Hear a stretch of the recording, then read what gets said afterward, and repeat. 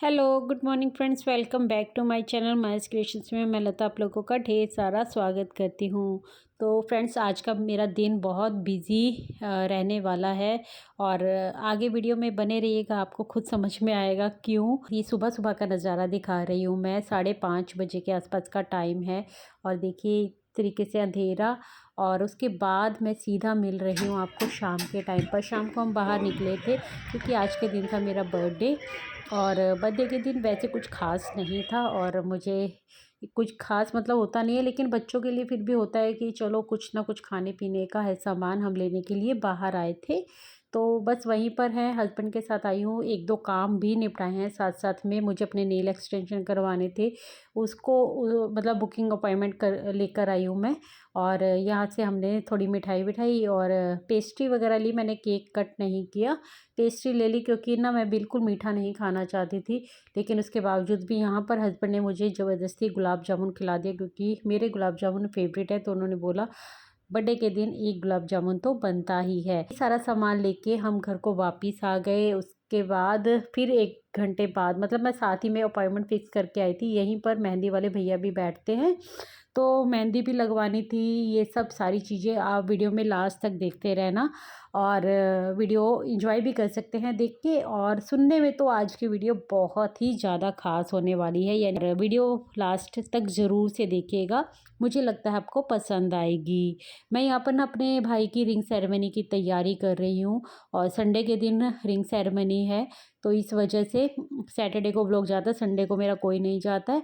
तो मंडे को फिर थोड़ा बहुत देखती हूँ, मतलब मुझे नहीं पता मैं क्या शूट करूँगी क्या नहीं करूँगी क्योंकि बिज़ी तो मैं रहने वाली हूँ बहुत ज़्यादा। तो अभी मेहंदी लगवाने भी जाना, उससे पहले मैं जो सामान लेके आई थी थोड़ा थोड़ा बच्चों को दे रही थी ताकि बच्चे खा ले और खाने के बाद फ्री हो जाए। और आज हस्बैंड की भी ऑफिस से पार्टी थी, तो अभी उनको 7 बजे के आसपास ऑफिस के लिए निकलना था।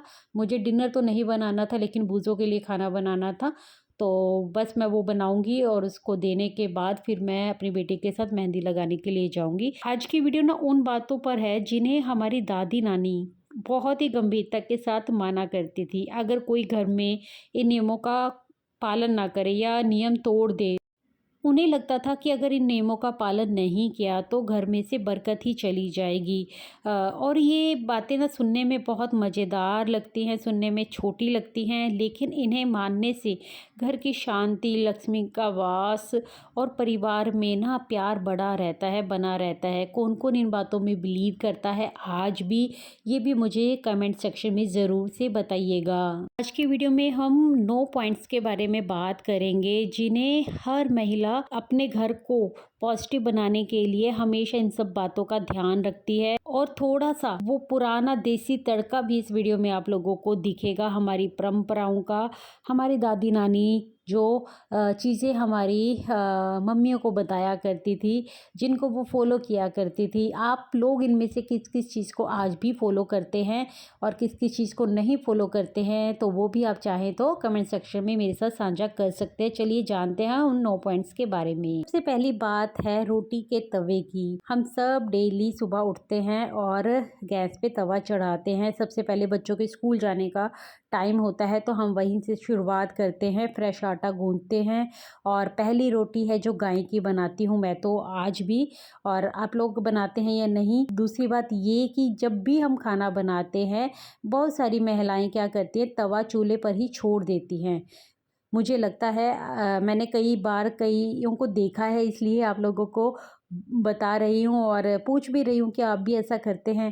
देखिए, दिखने में तो ये बहुत ही सिंपल सी बात लगती है, लेकिन हमारी थी जो बुजुर्ग महिलाएं होती थी वो हमें ऐसा नहीं करने देती थी। उनको ऐसा लगता था कि घर में ऐसा करने से ना एक हैवीपन महसूस होता है, अच्छा नहीं माना जाता था। वो लोग इस बात में बिलीव करते थे कि गरम तवा चूल्हे पर पड़ा रहे तो रसोई की ऊर्जा वहीं मतलब अटक जाती है। इससे है ना जो घर में थकान चिड़चिड़ापन है वो फैलता है। इसलिए खाना बने, रोटियां उतरे और हमें तुरंत ही तवे को साइड रख देना चाहिए, मतलब हमें उसे गैस चूल्हे के ऊपर नहीं छोड़ना चाहिए। ये छोटी छोटी सी बातें हैं लेकिन इनका असर बड़ा होता है।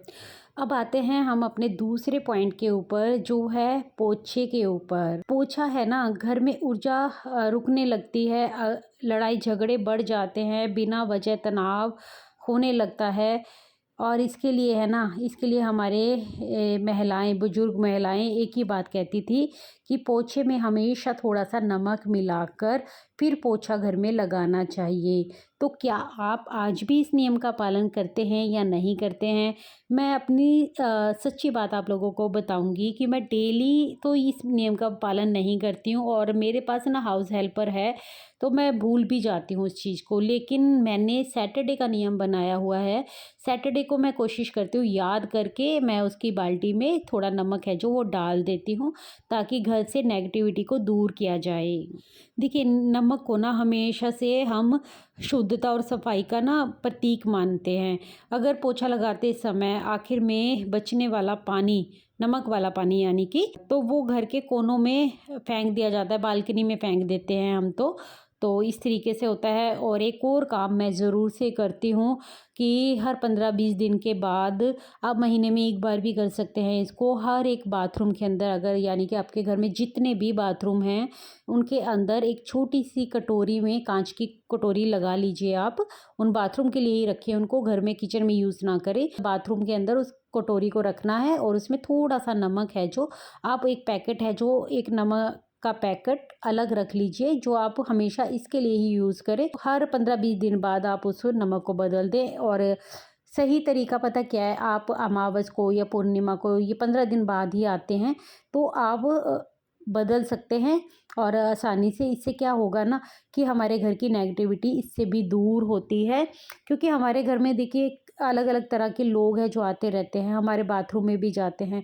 तो बाथरूम में नमक रखने से है ना, नेगेटिविटी दूर होती है घर की। तो आप इन दोनों में से कौन सा उपाय है जो आज भी फॉलो करते हो, या फिर इन दोनों में से कोई नहीं करते हो? तो मैं तो आपको यही सलाह दूंगी कि तो आप ज़रूर से इनको अप्लाई करके देखिए, आपके घर की नेगेटिविटी धीरे धीरे दूर होने लगेगी। देखिए फ्रेंड्स, इन छोटी छोटी बातों का ध्यान रख के ना हम अपने जीवन में ना थोड़ी पॉजिटिविटी का संचार कर सकते हैं। ये कोई काला जादू नहीं है, कोई जादू नहीं है ना, बल्कि ये एक साइंटिफिक तरीका है अपने घर में साफ़ सफाई रखने का।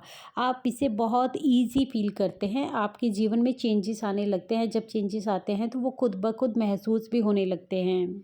अब बढ़ते हैं हम तीसरे पॉइंट के ऊपर, जो है कि जब शाम का टाइम होता है ना, उस टाइम पर घर के दरवाजे के बीचों बीच नहीं बैठना चाहिए। मैं खुद भी बचपन से ये सब चीज़ें अपने घर में देखती आ रही हूँ कि जब शाम का टाइम होता था ना, एक तो शाम के टाइम कभी झाड़ू नहीं लगानी चाहिए, है ना, दोनों समय जब मिल रहे होते हैं, हम हमेशा से सुनते आ रहे हैं। और मैं सच बताऊँ, आज के टाइम पे दो दो टाइम झाड़ू लगाने का वैसे भी वक्त नहीं है, तो मैं तो, मेरे घर में एक ही टाइम पे झाड़ू पोछा होता है। कभी किसी कारणवश अगर मतलब साफ़ सफाई करनी पड़ जाए, यानी कि गंदा ज़्यादा हो गया है, कोई भी रीज़न हो सकता है उसका, तो मतलब उसका भी एक टाइम होता है कि शाम 6 बजे से पहले पहले वो काम हो जाए। जैसे सर्दियों में हो तो 5 बजे से पहले पहले झाड़ू लग जाए। ना तो घर से निकलते वक्त किसी के झाड़ू लगानी चाहिए, और ना ही शाम के वक्त, दोनों टाइम मिलते वक्त झाड़ू लगानी चाहिए, और ना ही बीच दरवाजे के बैठना चाहिए, और ना ही खड़े होना चाहिए। अब आप पूछेंगे ऐसा क्यों करना चाहिए, तो इसका तर्क मैं देती हूँ कि दरवाज़ा है ना, दरवाज़ा घर का प्रवेश द्वार होता है, मतलब मुख्य द्वार जो हम होता है हमारे घर के, हम उसकी बात कर रहे हैं। उससे हमारी जो घर में ना ऊर्जा का रास्ता होता है, वो वहीं से हमारे घर में पॉजिटिविटी आती है, वहीं से हमारे घर में नेगेटिविटी आती है। तो जो शाम का टाइम होता है ना, वो एक ऐसा टाइम होता है, क्योंकि इस टाइम को ना देवताओं और नेगेटिव जो शक्तियाँ होती हैं उसके बीच का मतलब टाइम माना जाता है। तो ऐसे समय में ना घर के बीच दरवाजे में बैठने से भी और खड़े होने से भी मना किया जाता है। क्या आप इस रूल को फॉलो करती हैं आज भी? आपने इससे पहले ये रूल सुना है या नहीं सुना है, तो मुझे बताइएगा। इसलिए कहते हैं कि अगर हम ये इस रूल को फॉलो नहीं करते हैं, यानी कि बीच दरवाजे में ही बैठे रहते हैं, खड़े रहते हैं, क्योंकि देखिए बहुत से छोटे शहरों में ऐसा होता है। मैं खुद मतलब एक छोटे शहर से हूँ, इसलिए जानती हूँ कि ज़्यादातर लेडीज़ क्या है ना, अपने मेन दरवाजे पर ही बैठ के ना औरतों से बातें करती रहती हैं। आपके यहाँ भी आपने देखा होगा ये ज़रूर से, मैंने अपने ये ससुराल में भी भी देखा है, अपने मायके में भी देखा है कि जो मेन दरवाज़ा होता है ना, उसकी जो सीढ़ियाँ बनी होती है, वहीं पर बैठ के बातें करते रहते हैं। और फिर दिन छिपने का जब टाइम होता है, कई बार दिन छिप भी जाता है, उसके बाद घर के अंदर आते हैं या वहीं खड़े हो होकर बातें करते रहते हैं। तो इस चीज़ से भी हमें बचना चाहिए। जब दिन ढलने का टाइम हो जाए तब आपको अपने दरवाजे से दूर ही रहना चाहिए। और अब बढ़ते हैं हमारे चौथे पॉइंट के ऊपर, जो है कि जब सुबह का टाइम होता है यानी सूर्योदय से पहले हमें घर का जो मेन डोर होता है ना, वो खोल देना चाहिए। गाँव वगैरह में, छोटे शहरों में तो ऐसा करते ही हैं। सुबह उठते हैं, सुबह उठते ही पहले जो मेन दरवाज़ा होता है वो खोल देते हैं। मैं सच बताऊं, मैं इस रूल को आज फॉलो नहीं कर पाती हूँ, क्योंकि दरवाज़ा मेरा तभी खुलता है जब बच्चे स्कूल जाने का टाइम होता है। हाँ, अर्ली मॉर्निंग होता है, ऐसा नहीं है कि सुबह के 9 बज गए हैं, 8 बज गए हैं तब तक दरवाज़ा नहीं खुल रहा है। हमारा बूज़ो भी घूमने के लिए जाता है तो ये आगे पीछे चलता रहता है, लेकिन खुलता तभी है जब बच्चे जाने का टाइम होता है। उससे पहले मैं भी बिज़ी हो जाती हूँ। मैं इस रूल को सीरियसली फ़ॉलो नहीं करती हूँ। वैसे कहते हैं, मैंने मायके में भी देखा है ये चीज़ें, ससुराल में भी देखा है कि जो मेन दरवाज़ा है ना, पहले वो खोल देना चाहिए और वहाँ पर थोड़ा पानी छिड़क देना चाहिए। क्या आप लोग ऐसा करते हैं? मुझे बताइएगा। ये इसलिए किया जाता है कि सुबह की जो ऊर्जा होती है ना, वो शुद्ध मानी जाती है। हमारे बुजुर्ग कहा करते थे कि सुबह की हवा से लक्ष्मी चल के आती है। मैं ऐसा करती हूँ कि मैं तो ना बालकनी में चली जाती हूँ। अब फ्लैट सिस्टम और जो दूसरे घर होते हैं ना, उनमें फ़र्क तो होता ही है थोड़ा सा। वहाँ पर हमारे पास बालकनी वगैरह तो होती नहीं है, लेकिन फ्लैट्स में क्या होता है, बालकनी वगैरह होती है। तो सुबह का नज़ारा देखने के लिए, शुद्ध हवा देखने के लिए मतलब अपनी बालकनी में आ जाती हूँ। तो इसलिए भी मेन डोर है जो वो खुल नहीं पाता उस टाइम पर।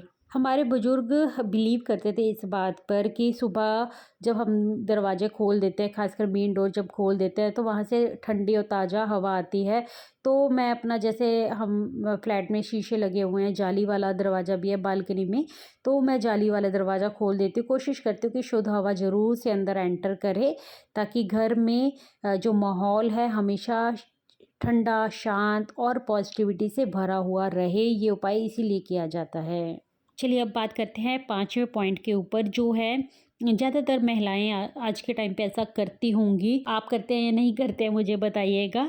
कि जब हम खाना बनाते हैं, जैसे मान लो हम खाना बना रहे हैं बच्चों के लिए, हस्बैंड के लिए, लास्ट में हमारी 2 रोटियां हैं जो वो सीख रही हैं, कई बार हम हाथ धोए बिना ही खाना खाने बैठ जाते हैं। यानी कि आटे वाले हाथ जो होते हैं ना, उससे हमें खाना नहीं खाना चाहिए। आटे वाले हाथ से ही सीधा रोटी खाने नहीं बैठ जाना चाहिए, हमें वो हैंड वॉश करके ही खाना खाना चाहिए। इसके लिए यही बात बोली जाती है हमारे बुजुर्गों द्वारा कि आटे वाले हाथ से खाना खाने से घर में कंगाली आती है, मतलब दरिद्रता आती है। रसोई में आधा कच्चा, मतलब आधा कच्चा यानी कि रसोई में आधा अधूरा काम छोड़कर खाना शुरू करना घर की मतलब एनर्जी को गड़बड़ कर देता है। इसलिए खाना खाने से पहले आपको एटलीस्ट हैंड तो वॉश कर ही देने चाहिए।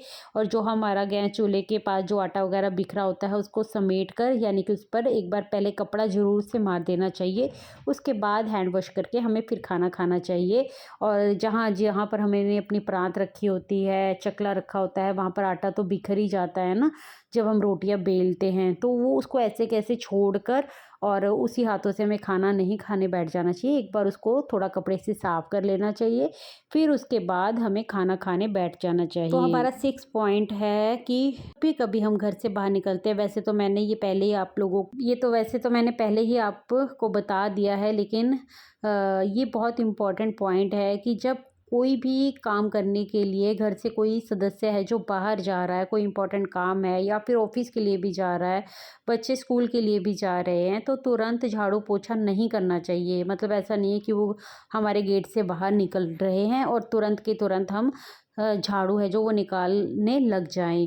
इसके लिए हमारे बुजुर्ग कहते थे कि इससे काम बिगड़ सकता है या फिर वो काम पूरा ना हो, अटक सकता है। इस बात को साइंटिफिक तरीके से, इस तरीके से भी देखा जाता है कि जब कोई घर से बाहर जाता है ना, तो हमारी जो घर के बुजुर्गों की दुआएं होते हैं, हमारे घर में की गई पूजा पाठ होती है, वो उनके साथ जाती हैं, है ना।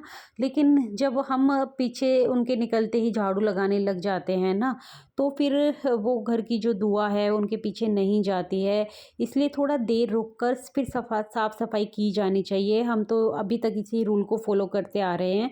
आप इस रूल को फ़ॉलो करते हैं या नहीं करते हैं, बताइएगा ज़रूर से। अब है हमारा 7 पॉइंट। देखिए 7 पॉइंट है, जब सूर्यास्त हो जाता है ना, तब उस टाइम पर जो वाइट कलर की चीज़ें होती हैं, यानी कि सफ़ेद चीज़ें हैं, दूध से बनी हुई चीज़ें हों या फिर दूध दही हो, ये चीज़ें हमें सनसेट के बाद है जो घर से बाहर किसी को नहीं देना चाहिए, अच्छा नहीं माना जाता है।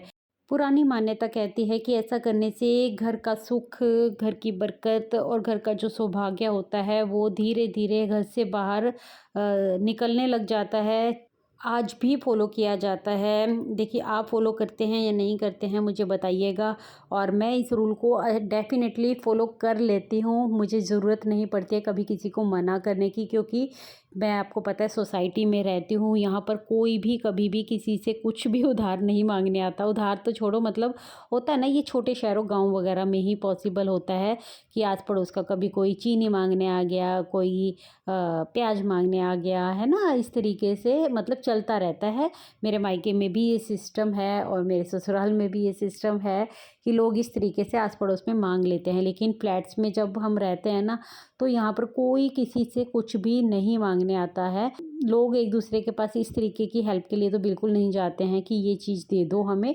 आजकल देखिए ब्लिंकिट है, ज़ेप्टो है, मतलब कोई भी चीज़ किसी को भी इमरजेंसी में चाहिए, तो हर इंसान आज के टाइम पे 5 मिनट के अंदर अपने घर पे वो चीज़ डिलीवर करवा लेता है। इसलिए इस चीज़ की नौबत तो बिल्कुल नहीं आती है। आप लोग इस रूल को फ़ॉलो करते हैं या फिर आप के यहाँ भी ऐसा होता है, तो बताइएगा मुझे। हमारा अगला पॉइंट है कि अगर आप ऑफ़िस में काम करते हैं, यानी आप खुद करते हैं या फिर आपके हस्बैंड करते हैं ऑफ़िस में काम, मतलब कोई तो करता ही है, या फिर आप खुद भी करती हैं, तो क्या आप इस रूल को फ़ॉलो करती हैं या नहीं करते हैं? हमारे पुराने जो बुज़ुर्ग हुआ करते थे, पुरानी महिलाएँ हुआ करती थी, वो हमें ये सलाह देती थी। उनका मानना था कि जब यानी कि आपकी सैलरी आती है, आप घर में भी कुछ मीठा खिलाएँ, ला लेकर आएँ।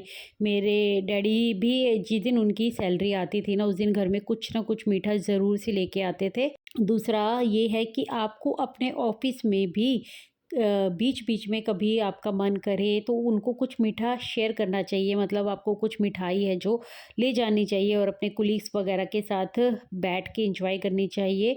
तो इस तरीके से है ना, आपका अपने जो कोलीग्स के साथ रिश्ता होता है वो रिश्ता बेहतर बनता जाता है, काम में तरक्की आती है और वही रिश्ते आगे चलकर आपको बहुत सारे मौके देता है ना? मतलब आपकी प्रगति बढ़ती है, ऐसा माना जाता है। तो आप में से कोई इस रूल को फ़ॉलो करता है या नहीं करता है? देखिए मैं तो हाउसवाइफ़ हूँ, बुटीक चलाती हूँ अपना, होम बुटीक, तो मेरी अर्निंग घर से ही है, जो भी है, तो मुझे ऐसा कोई अवसर तो नहीं मिलता है।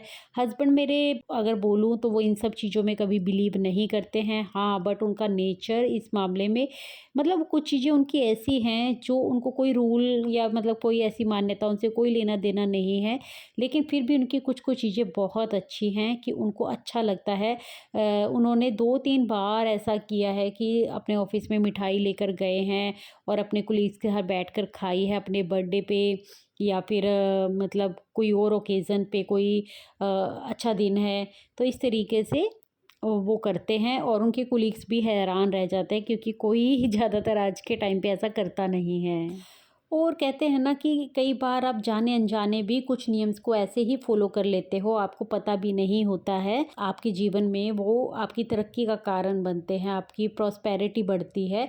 तो ऐसे छोटे-छोटे उपाय करने में क्या ही हर्ज है, जो हमें हमारी लाइफ़ को मतलब अच्छा बनाए, है ना? मुझे ऐसा लगता है कि हमें इन सब रूल्स को है जो फ़ॉलो करना चाहिए। इसमें कोई भी रूल्स ऐसा नहीं है जिसको हम फ़ॉलो ना कर सकें।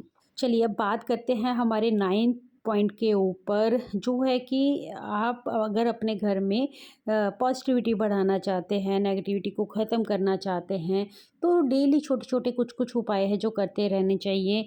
ये जो मैं उपाय बता रही हूँ, ये बच्चों के लिए भी कारगर सिद्ध होता है। अगर आपके घर में कोई ऐसा बच्चा है जो बहुत ज़्यादा रोता है या फिर मतलब बहुत ज़्यादा बीमार पड़ता रहता है, बार-बार बीमार पड़ता रहता है, तो आप इवनिंग के समय पर घर में कपूर जला सकते हैं, उसको दिखा लगा सकते हैं। कपूर की खुशबू है ना, हम सब जानते हैं कि पॉजिटिविटी का संचार करती है, नेगेटिविटी हटती है हमारे। तो शाम के टाइम पे कुछ ऐसी खुशबू वाले आप अरोमा डिफ्यूज़र या फिर कैंडल्स जला सकते हैं। इससे अपने आप को ही बहुत अच्छा फ़ील होने लगता है। क्या आप ऐसा करते हैं कि अपने घर में डेली कपूर जलाते हैं? मैं सच बताऊँ, कई बार काम की वजह से मैं भूल जाती हूँ डेली कपूर जलाना, लेकिन हाँ, फिर भी मेरा एक नियम बना हुआ है। जब मैं फ्राइडे का फ़ास्ट रखती हूँ ना, वैभव लक्ष्मी का, तो जो आरती होती है, कपूर की आरती करती हूँ मैं और पूरे घर में उसको है जो दिखाती हूँ। तो वो भी मेरे उपाय के अंदर ही है कि छोटे-छोटे उपाय, यानी कि सैटरडे को नमक डाल देना। हम आज की जो जीवन जी रहे हैं ना, मतलब वो बहुत ही ज़्यादा भागम-भाग का रहता है, लेकिन उसके बावजूद भी अगर कुछ छोटे-छोटे उपाय हम अपनी हैबिट्स बना लेते हैं, अपनी आदत में शामिल कर लेते हैं ना, तो फिर हमें वो उपाय ना अलग से करने की ज़रूरत नहीं पड़ती, वो हमारी डेली लाइफ का हिस्सा बन जाते हैं। बाकी आप बताइएगा मुझे कि कौन से रूल्स हैं जो आप फ़ॉलो करते हैं, या फिर इन सब के सब रूल्स आप फ़ॉलो करते हैं, या इससे और भी बेहतर कोई आप उपाय है जो आप करते हो, तो वो भी कमेंट सेक्शन में आप मुझे शेयर कर सकते हैं। कि मैं इन सब चीज़ों में बिलीव करती हूँ, इसलिए मुझे लगा कि आज मैं ये वीडियो आप लोगों के साथ शेयर करती हूँ। कैसी लगी आज की वीडियो ये भी मुझे बताना बिल्कुल मत भूलिएगा, और वीडियो को हाइप ज़रूर दीजिएगा। मेरे पास कमेंट भी आया था पूजा पाल जी का कि वीडियो आपको बहुत अच्छी लगी और आपने मेरी वीडियो को हाइप भी दी है, तो प्लीज़ इस तरीके का सपोर्ट आप सब भी मुझे दिखा सकते हैं। अगर वीडियो अच्छी लगती है तो प्लीज़ से वीडियो को हाइप ज़रूर दे दीजिए। तो वीडियो को हाइप देना बिल्कुल मत भूलिएगा आप भी, और कमेंट करके भी बताइएगा मुझे आज की वीडियो कैसी लगी। मैं मिलती हूँ आपको मंडे की वीडियो में, तब तक के लिए take care, bye bye, thanks for watching guys.